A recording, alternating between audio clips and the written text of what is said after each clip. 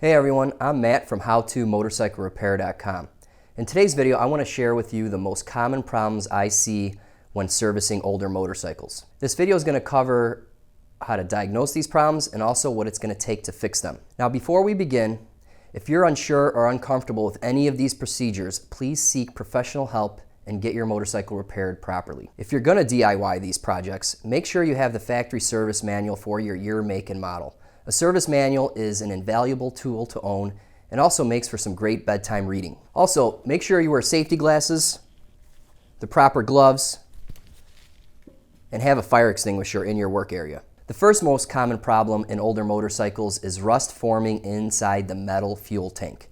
What will happen is the rust will break down over time into small little pieces and work their way into the fuel system, into the fuel lines, clogging fuel filters, and eventually clogging jets in the carburetor. To look for rust, open up your fuel tank cap and take a peek inside and search for signs of rust.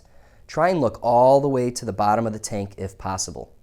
If you do find rust, the proper way to fix this problem is to have the rust removed or neutralized, and then seal the tank with a high-quality tank sealer.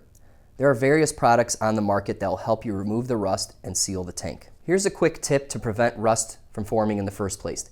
Keep your fuel tank full and the fuel fresh. This will keep moisture out and minimize rust from forming in the first place. The next most common problem are vacuum leaks. A vacuum leak is where air is introduced into the system after the carburetors and it causes the motorcycle to run lean. Now normally, air enters into the air box, through the air filter, and then finally through the carburetors. Air that passes through the carburetor gets mixed with the proper amount of fuel that the engine needs. A vacuum leak, on the other hand, is air that is not passing through the carburetor. It doesn't get mixed with any fuel, and therefore it causes the engine to run lean. Some symptoms of vacuum leaks are decreased engine performance and throttle response.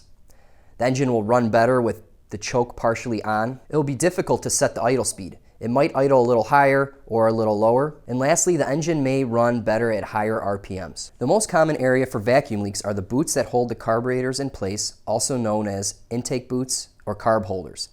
They are made from rubber which degrades over time and cracks can develop. If you find any cracked rubber boots, replace them as well as any gaskets there may be. To check for vacuum leaks, have the bike fully warmed up and idling. Take a spray bottle with water in it and spray the intake boots. What you're looking for is any change in idle RPMs, indicating a vacuum leak. Another common problem on older motorcycles is that the carburetors will have to be cleaned or rebuilt at some point in their life. The reason is because fuel can get stale and turn into varnish over time.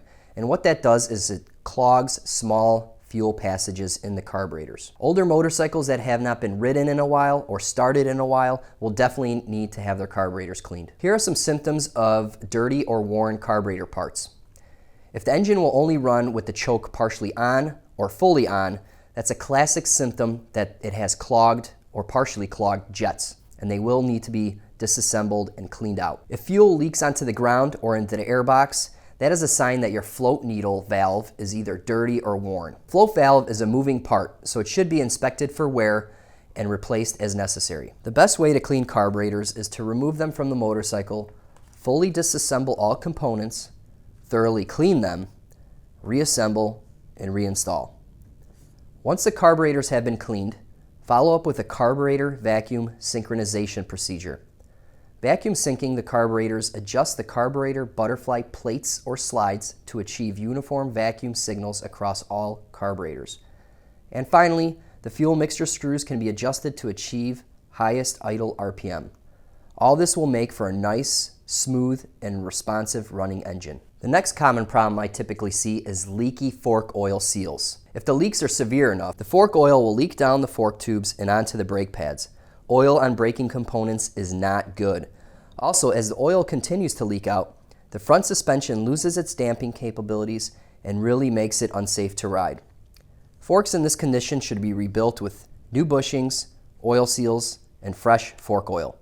If oil was found on any brake components, they should be degreased and brand new brake pads installed. Another problem I see is old tires. Older bikes probably have sat around for some time, and while there's some usable tread left on the tire simply degrades over time and cracks can develop or it can become dry rotten. Inspect your tires for cracks and replace them if necessary. Now you can easily determine the age of your tire by looking for the Department of Transportation, also known as the DOT number, located on the sidewall of the tire. Prior to the year 2000, there was a 3-digit code which represents when the tire was manufactured. The first 2 digits would indicate the week, while the 3rd digit would indicate the year. If your tire has a 3-digit code, you need to replace it. It's just too old. After 2000, the DOT number consists of 4 digits. The first 2 represent the week, while the last 2 represent the year of when the tire was manufactured.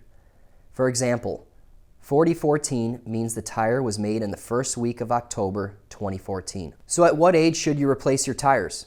Well, there seems to be much debate about this topic, and that is simply because there are so many factors that can affect tire life, such as UV light exposure or temperature. So as a result, most experts say replace your tires anywhere in the 5 to 10 year time frame. Once your tire hits 5 years old, I would have it professionally inspected on an annual basis. The next problem I often see is oil leaks. The last thing you want is oil leaking on the road and having your rear tire roll over it. That is not good. Leaks on older motorcycles can be pretty easy to visually locate, since most of them will not have any fairings and the engine may be exposed. For really hard to locate leaks, I add UV dye to the oil and then use a light to find the leak. Oil leaks can be repaired by disassembling parts, scraping old gaskets off, and installing new gaskets. Make sure to refer to your service manual for torque specifications during reassembly. Something else that can give you grief with older motorcycles is the electrical charging system. Here's a quick test you can perform to see if your charging system is operating properly. Hook up a multimeter to your battery and record the voltage with the engine off. Next, start the engine and record the voltage at idle. Finally, rev the engine up above idle and record the voltage. Now the service manual will usually specify what the voltage should be at a given RPM. So we are definitely going to need that information for this test. Now I do want to mention that many older motorcycle charging systems struggle to maintain nominal battery voltage at idle by design. The alternator or generator has a higher output at higher engine RPMs, so that is why it's important to check the charging system at those conditions as well. The last problem I want to talk about is the braking system.